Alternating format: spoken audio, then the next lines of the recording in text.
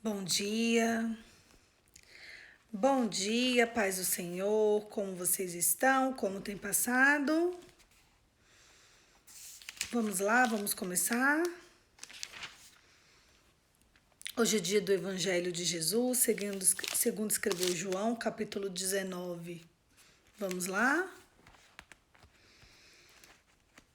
A paz do Senhor.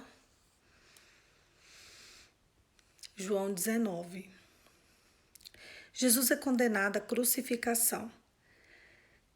Então Pilatos mandou açoitar Jesus. Os soldados teceram uma coroa de espinho e puseram na cabeça dele. Vestiram-no com uma capa de púrpura e, chegando a ele, diziam: Salve o rei dos judeus! E batiam-lhe no rosto. Mais uma vez, Pilatos saiu e disse aos judeus: Vejam, estou trazendo a vocês para que vocês saibam que não acho nele motivo nenhum de acusação. Quando Jesus veio para fora, usando a coroa de espinhos e a capa de púrpura, disse-lhes Pilatos: Eis o homem. Ao vê-lo, o chefe dos sacerdotes e os guardas gritaram: Crucificam, crucificam. Mas Pilatos respondeu: Levem-no vocês e crucifiquem-no. Quanto a mim, não encontro base para acusá-lo. Os judeus insistiram: temos uma lei, e de acordo com a lei, ele deve morrer, porque ele se declarou filho de Deus. Ao ouvir isso, Pilatos ficou ainda mais amedrontado e voltou para dentro do palácio. Então perguntou para Jesus: De onde você vem? Mas Jesus não lhe deu uma resposta. Você se nega a falar comigo? Disse Pilatos. Não sabe que eu tenho autoridade para libertá-lo ou crucificá-lo? Jesus respondeu: Não teria nenhuma autoridade sobre mim. E se essa não fosse dada você não teria nenhuma autoridade sobre mim, se essa não te fosse dada de cima. Por isso, aquele que me entregou a ti é culpado de um pecado muito maior. Daí em diante, Pilatos procurou libertar Jesus, mas os judeus gritavam: Se deixarem esse homem livre, não é amigo de César. Quem se diz rei opõe-se a César. Ao ouvir isso, Pilatos trouxe Jesus para fora e sentou na cadeira de juiz, em um lugar conhecido como pavimento de pedra, que em aramaico é Gábata. Era o dia da preparação da semana da Páscoa, por volta das 6 horas da manhã. Eis o rei de vocês, disse Pilatos aos judeus. Mas gritavam: Mata, mata, crucifica-o. Devo crucificar o rei de vocês? Perguntou Pilatos. Não temos rei senão César, respondeu os chefes dos sacerdotes. Finalmente Pilatos entregou a ele para ser crucificado.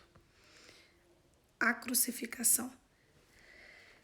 Então os soldados encarregaram-se de Jesus. Levaram a sua própria cruz e ele saiu para o lugar chamado Caveira. Em aramaico é chamado Gólgota. Ali crucificaram e com ele outros dois, um de cada lado de Jesus.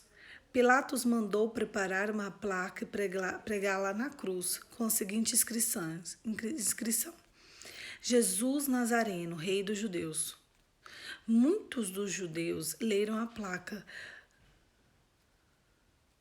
pois o lugar em que Jesus foi crucificado ficava próximo à cidade, e a placa estava escrita em aramaico, latim e grego.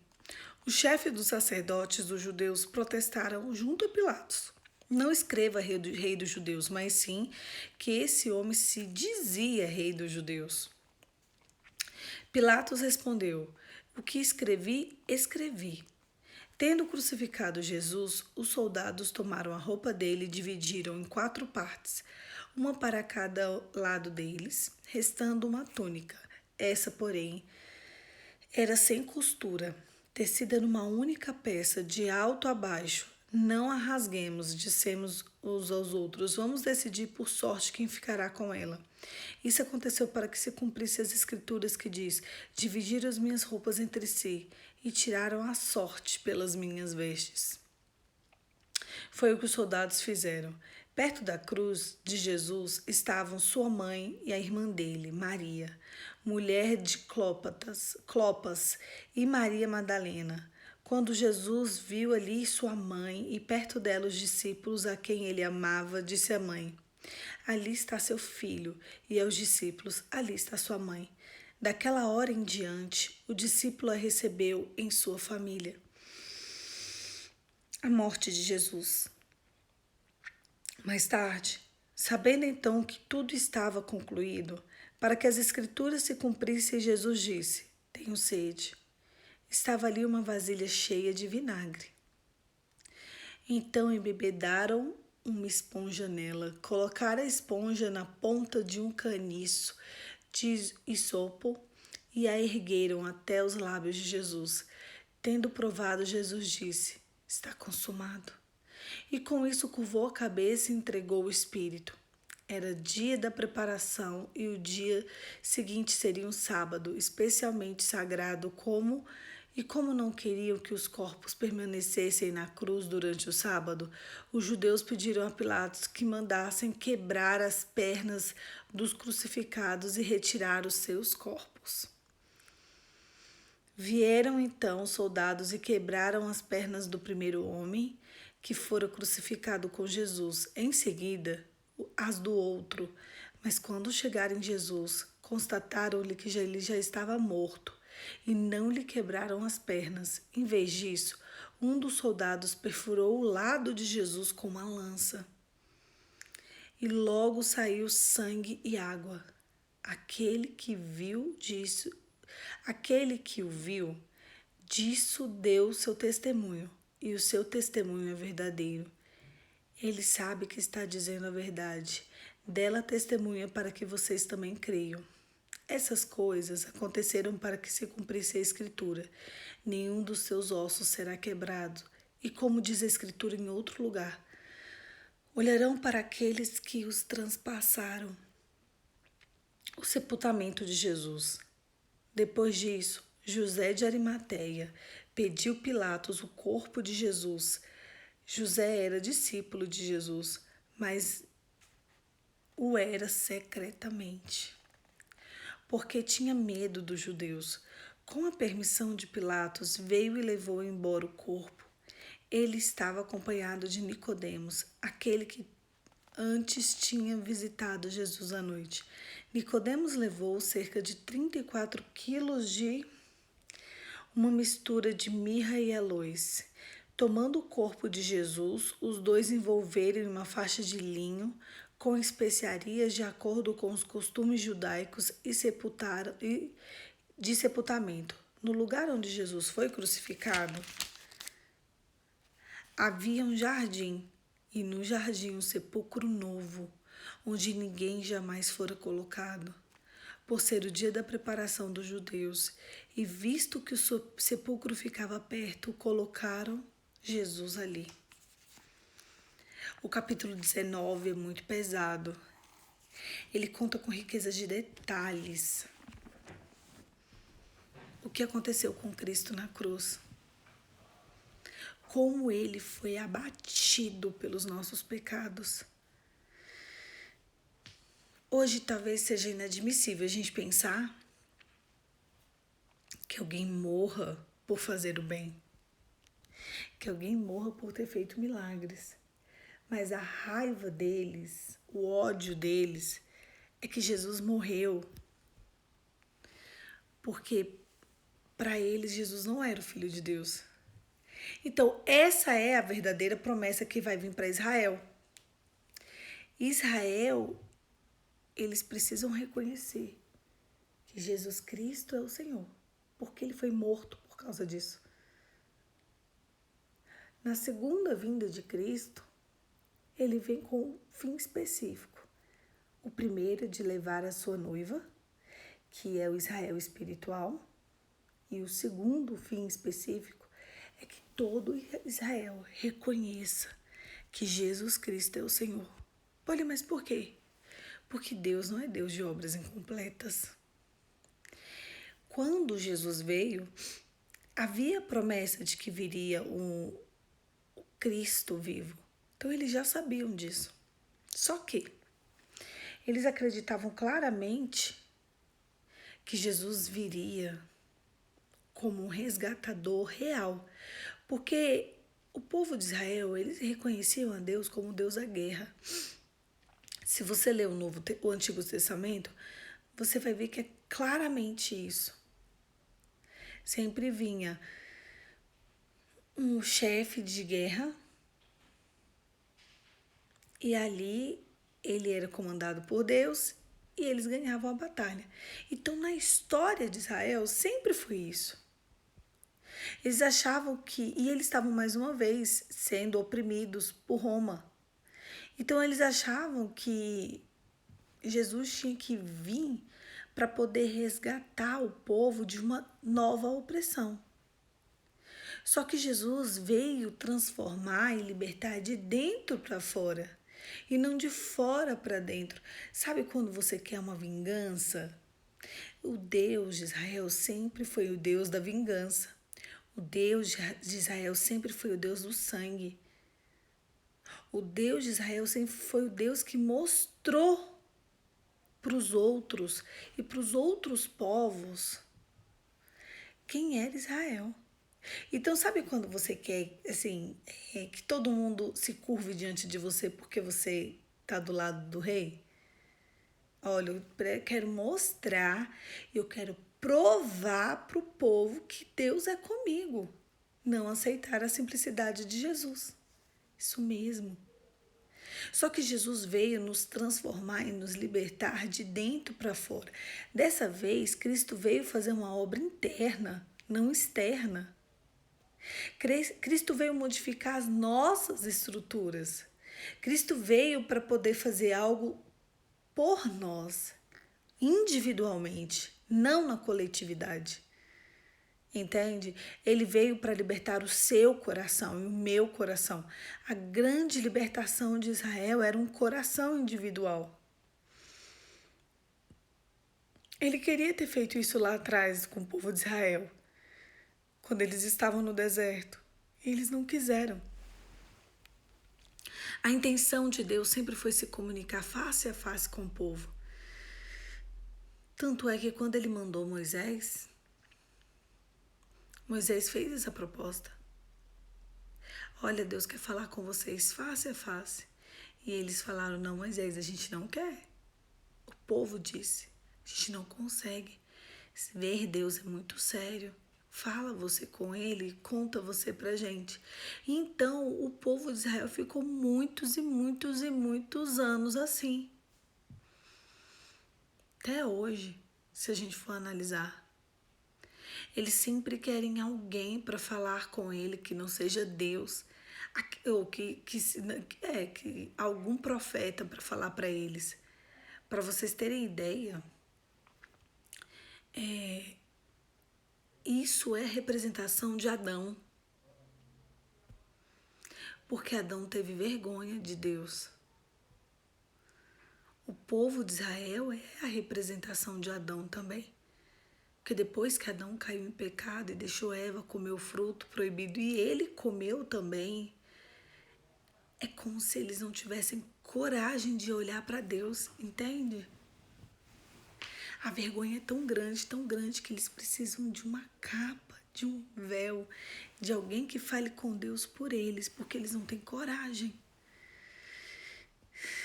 E essa falta de coragem fez com que sempre tivesse que ir alguém na frente deles para falar com Deus. Tanto é que eles não aceitaram Jesus, porque a proposta de Cristo era que eles voltassem à essência da adoração, deles mesmos conversarem com Deus face a face. E o que eles fizeram? Crucificaram o próprio Deus. Foi tão pesado. Deus veio aqui para dizer para eles, ei, vão voltar. Eles ainda estão com vergonha do que fizeram lá no Jardim do Éden. Nossa, foi muito pesado hoje. Você vê ele sendo morto por conta dos pecados. As pessoas falavam assim, o pecado da gente. As pessoas falavam assim, crucifica ele, mata. Mas se você for analisar, que pessoas que faziam isso? Os sacerdotes e os soldados. Aquele é claro. Ali era noite, o povo estava dormindo. Até parece que se o povo tivesse ali, o povo de fato, sabe? Quem fez isso com Jesus foram os sacerdotes e os soldados. Eram eles que queriam matar Jesus. Era eles quem queriam que aquilo ali não fosse para frente. Eles que queriam arrancar a vida dele. Ué, você não é filho de Deus? Então faz aqui, ó. Prova. Só que Jesus não veio para ser o Deus da vingança. Jesus não veio para provar. Tudo já estava sendo provado. Jesus veio para libertar. Esse é o ponto. Todas as vezes em que a gente não aceita e não entende quais são os princípios de Cristo, os valores de Cristo, a essência de Cristo, o que Cristo tem para mim e para vocês, é como se a gente estivesse sempre matando Jesus. Ele veio para te libertar. Não, eu quero sofrer. Eu não aceito perdoar. Poliana, você não sabe comigo o que o fulano fez. Enquanto você não aceitar isso, você está naquela lista daqueles que provocaram a morte de Cristo. Se Jesus veio para te libertar, quantas pessoas falam para mim, a minha dor? Eu te falo, como está Cristo em você? Ai, é contraditório demais. Mas todas as vezes em que eu dou muito mais importância à minha dor e à minha humilhação do que a verdade que foi feita na cruz por mim, eu simplesmente retiro a bondade de Cristo e trago para minha vida um império que não é de paz.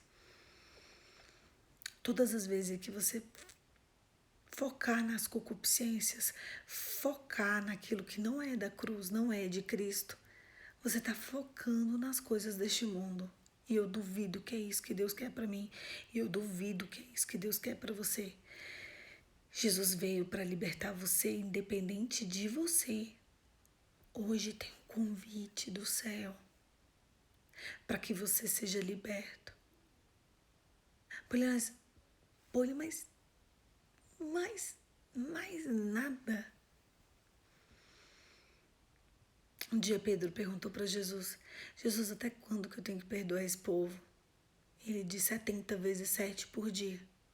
Se você perdoar 70 vezes 7 todos os dias, aí tudo bem. Sabe aquela pessoa que te feriu, que te fez mal? Começa a perdoar e começa a ter uma atitude prática. Começa a fazer algo prático e real. É muito contraditório, mas a Bíblia veio para confundir a realidade da vingança. Hoje eu tenho um desafio para você. Você vai pegar a pessoa que mais te feriu e você vai perdoar ela. E, se possível, entregue algo prático na mão dela. Um presente, um lanche, um bombom. Sela esse momento. Porque todas as vezes que você não perdoa os seus ofensores, você retira de você o sacrifício da cruz. Sempre é assim. Perdoar é para pouquíssimos. Não se comporte feito um judeu. Você se chama gentil em Deus. O que Deus te chama é Israel espiritual. O Israel espiritual, ele já está acima e à frente do Israel físico. Jesus já foi revelado para você. Se você se diz de Cristo, você precisa perdoar. Você precisa amar. E você precisa ter uma atitude prática. Faz alguma coisa que você nunca fez. Se hoje não tem motivo de angústia com ninguém, faz algo que Cristo faria. Sirva alguém. Faça algo simples, algo que não vai exigir seu dinheiro, mas vai exigir seu tempo e seu esforço.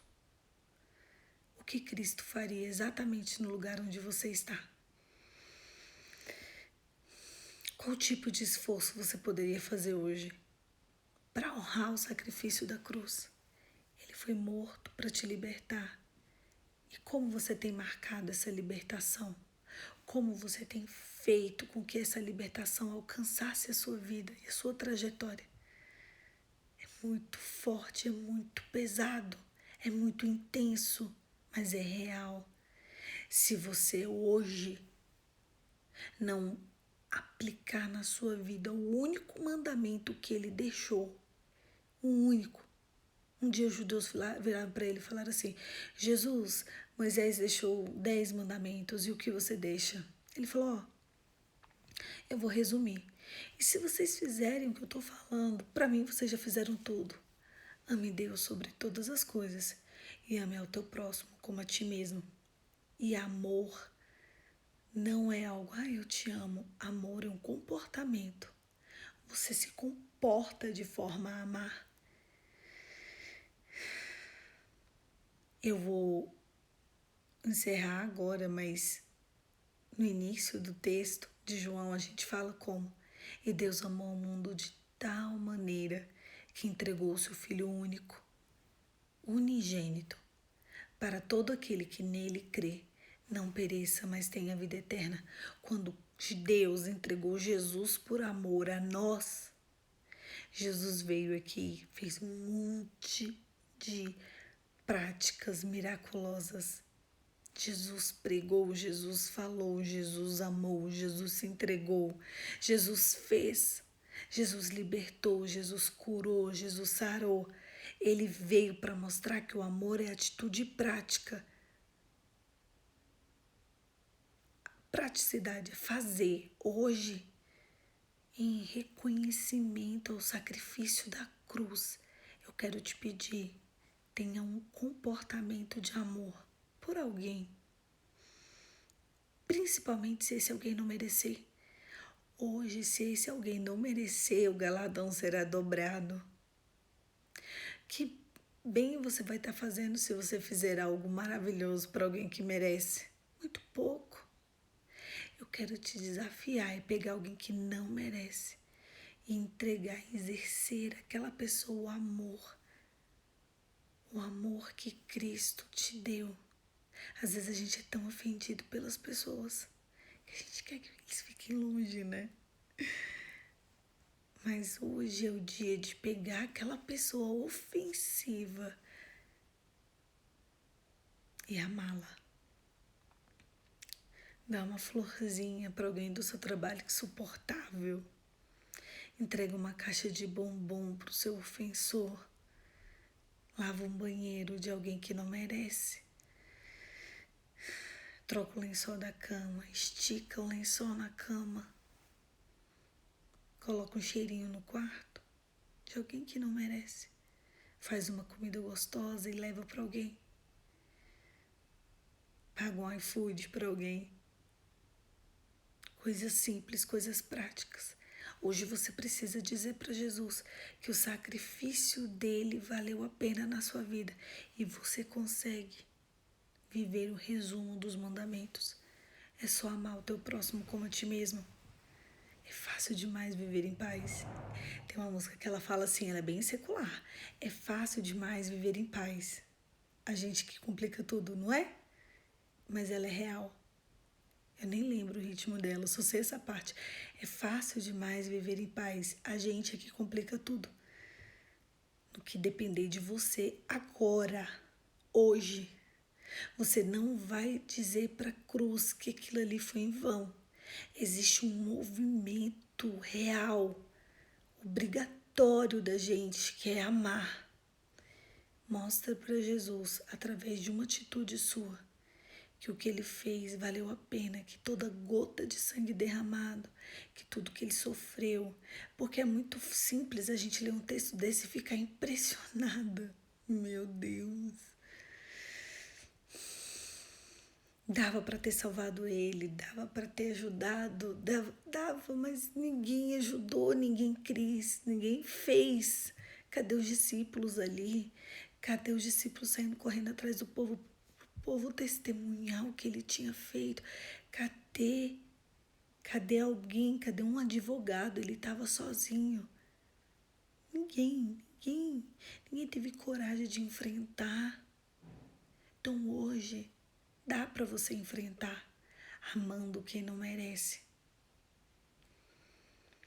Ah, Poliana, todo mundo que está do meu lado merece, então coloque o dobro de serviço em quem merece, que está perto de você, só para mostrar para Jesus e conta para ele, olha, Cristo, eu estou fazendo isso aqui porque o teu sacrifício naquela cruz não foi em vão. É muito, muito forte. E a gente não pode ficar alheio quando a gente vê o Cristo passando o que passou por mim, por você, e olhar e falar assim, nossa, pois é, uau, não. Isso tem que te movimentar a ser diferente, tem que me movimentar a ser diferente. Feche os seus olhos e vamos orar.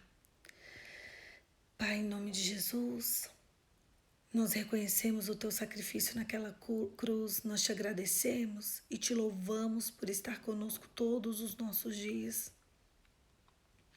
Hoje nós queremos levantar um tributo a ti em reconhecimento pela tua palavra, pelos teus propósitos, pelas tuas promessas. Oh Pai, Paizinho querido, Pai amado, nós te louvamos e engrandecemos o teu nome. E hoje nós vamos sim entregar amor, porque foi isso que o Senhor fez naquela cruz, nos entregou amor. Em nome de Jesus, amém. Olha, tem uma parte que ele fala assim, José de Arimateia organizou o sepulcro dele, comprou aloe, comprou óleo, mirra, perfume, tudo para poder levar o corpo dele, porque ele era discípulo, mas ele o seguia secretamente. Meu Deus, será que a gente tem que seguir Jesus secretamente? Ou será que hoje dá sim para o mundo saber quem é que nos libertou? A escolha é sempre nossa. Um beijo, fique com Deus e até amanhã.